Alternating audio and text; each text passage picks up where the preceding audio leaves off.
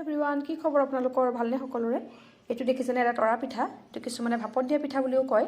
এই পিঠাটো মই কেইদিনমান আগতে বনাইছিলোঁ। ভাবিলোঁ ভিডিঅ'টো আপোনালোকৰ লগতো শ্বেয়াৰ কৰোঁ আৰু আপোনালোকে এবাৰ ট্ৰাই কৰি চাবচোন আৰু কেনেকুৱা পালে মোক জনাবলৈ নাপাহৰিব আৰু লগতে মোৰ চেনেলটো লাইক, শ্বেয়াৰ আৰু ছাবস্ক্ৰাইব কৰিবলৈ নাপাহৰিব।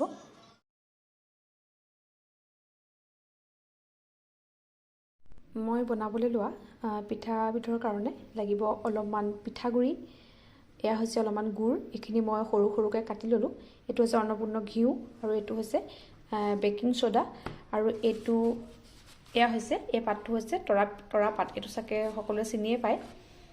এইকেইটা লৈ মই আজি মোৰ পিঠাটো বনাম বুলি ভাবিছোঁ। প্ৰথমে মই এই পিঠাগুড়িখিনিৰ লগত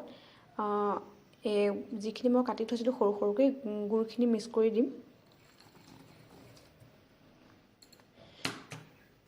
তাৰপিছতে অলপমান বেকিং ছ'ডা, এইখিনি বেকিং ছ'ডা এইখিনিও মিক্স কৰিম ইয়াতে।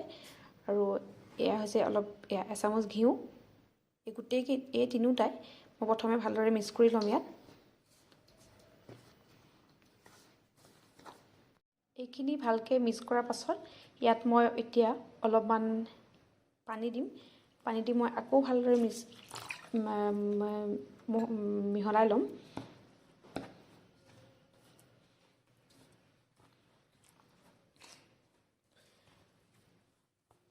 পানীটো জোখমতে দিলেই হ'ব।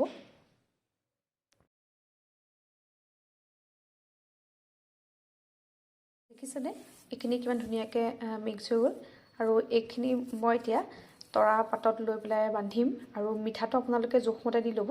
কিন্তু মই মিঠা বেছি নাখাওঁ কাৰণে মিঠাটো আমি তাকৰকৈ দিলোঁ মই। এয়া চাওক, মই তৰা পাতত এই পিঠাগুড়িখিনিকে লৈ লৈছোঁ। লৈ পেলাই এতিয়া এইটো এনেকৈ বান্ধিম। এইটো আচলতে সূতাই ল'ব পাৰি, খালি মই যেনিবা তৰা পাতৰ ৰছীয়ে লৈছোঁ, তেতিয়া খাবলৈ বেছি ধুনীয়া হয়, গোন্ধটো থাকে কাৰণে।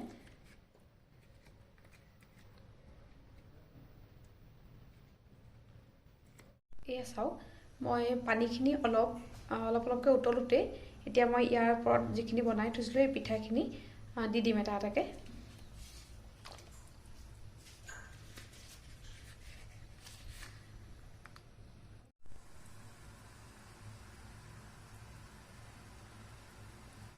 এনেকৈ 5-6 মিনিটমান উতলাৰ পাছত মই এইখিনি লুটিয়াই দিম।